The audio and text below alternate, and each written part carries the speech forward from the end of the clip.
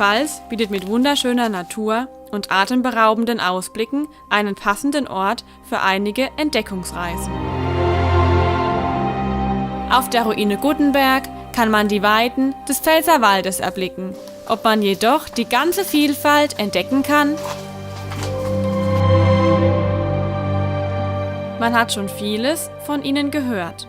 Geheimnisvolle Wesen sollen dort leben. Ob es sie wirklich gibt?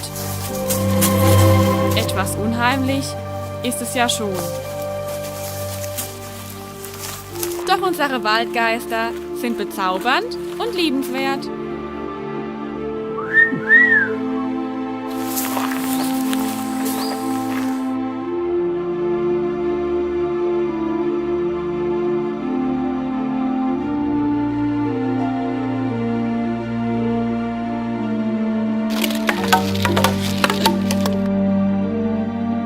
Unbeschwert und lebensfroh aus dem Pfälzerwald in die Weinberge schlendernd.